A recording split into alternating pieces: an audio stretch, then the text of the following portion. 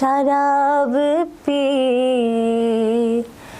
बेहोश हुए रोए पड़े हाय ছেড়ে মসজিদ আমার মুর্শিদ এলো যে ওই পথ ধরে হায় খোদারো প্রেমে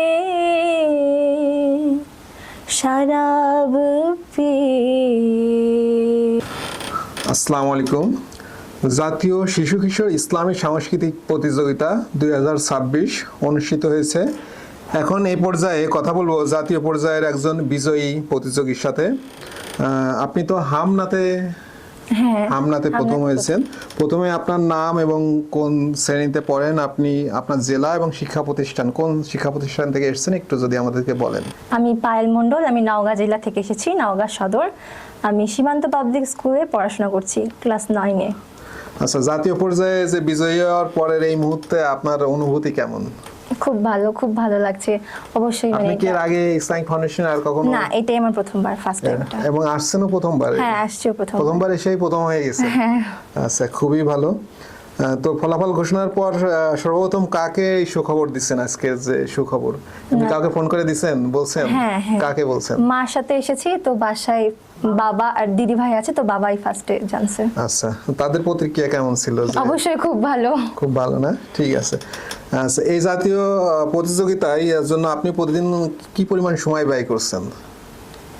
বলতে গেলে সময়টা খুব কম ছিল, কারণ সামনে পরীক্ষা, তো খুবই কম সময় ছিল, ওই সময়ের মধ্যে যেটুকু পেরেছি আর কি। আচ্ছা, জেলা উপজেলা পর্যায়ে অতিক্রম করতে কোনো সমস্যা বা মানে কোনো কঠিন মনে হয়েছে কিনা, নাকি সহজেই পেরিয়ে গেছেন? না, ঠিক আছে।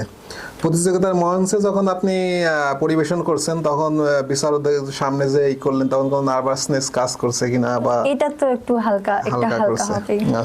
আচ্ছা, আপনি তো এখন মাননীয় প্রধানমন্ত্রীর হাত থেকে পুরস্কার পাবেন আমরা যতদূর জানি, সেক্ষেত্রে আপনার এই বিষয়ে অনুভূতি কেমন? খুব ভালো লাগা একটা কাজ করছে।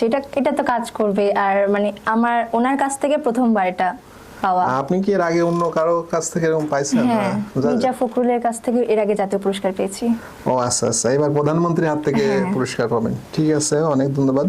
এই ক্ষেত্রে দক্ষতা অর্জনের পিছনে আপনার সবচেয়ে বড় অনুপ্রেরণা কে? আমার ফ্যামিলি মেম্বার, বিশেষ করে আমার মা। বিশেষ করে আপনার মা।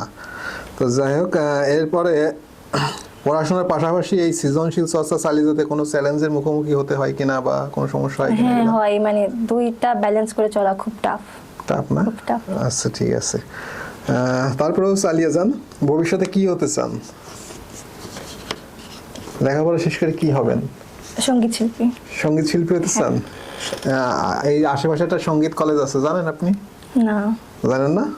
আগারগাঁয়ে কিন্তু একটা সঙ্গীত কলেজ আছে, এই যে পাশেই, খবর নিয়ে যাবেন। এখানে কিন্তু সঙ্গীতের উপর পড়ালেখা করা যায়। ঠিক আছে, আপনাকে একটা ভালো ডাটা দিলাম মনে হয়। ঠিক আছে, যাক, আমাদের অনেকেই এখানে পড়ালেখা করে, আমার পরিচিত অনেকে আছে আর কি সঙ্গীত নিয়ে। তো সঙ্গীতের বিষয়ে শিল্পকলায় বেশ চাহিদা আছে, যারা সঙ্গীতে পড়ালেখা করে। নওগাঁ শিল্পকলা স্টুডেন্ট। আচ্ছা, শিল্পকলা স্টুডেন্ট, ভেরি গুড। আচ্ছা, এরপরে যেসব শিশু কিশোররা এই প্রতিযোগিতায় অংশ নিতে চায় তাদের জন্য আপনার পরামর্শ কি থাকবে? খুব ভালো প্রিপারেশন নিয়ে যেন কম্পিটিশন গুলো করে, খুব ভালো প্রিপারেশন, মানে নিজের বেস্টটা দেওয়ার চেষ্টা। আচ্ছা, আপনার ইসলামিক ফাউন্ডেশন আয়োজিত এই প্রতিযোগিতায় কিভাবে মূল্যায়ন করবেন আপনি? মানে এই প্রতিযোগিতা ইসলামিক ফাউন্ডেশন যে করছে, আপনার কোনো অনুভূতি আছে না যে অবশ্যই তারা এটা ভালোভাবে আমাদেরকে গাইড করছে বা তথ্য দিছে সঠিক সময়, এটা এরকম কোনো মূল্যায়ন আছে কিনা? আপনার কি মনে হয়? কম্পিটিশনটা খুবই ভালো, মানে প্রতিযোগিতাটা, মানে এই ধরনের জাতীয় পুরস্কার, মানে ধর্মভিত্তিক এই ধরনের আমি কখনো করিনি। করছি বলতে আমি হিন্দু ধর্মে একটা গীতা পাঠ প্রতিযোগিতায় করেছিলাম, কিন্তু মানে এই হামনাদ বা ভক্তিগীতি এই ধরনের কখনো করিনি, এটাই আমার ফার্স্ট টাইম। হামনাদ কিন্তু এমন একটা বিষয় যে এটা কিন্তু ভিতরে থাকতে হয়। হামনাদ সাধারণ সঙ্গীতের মতো না।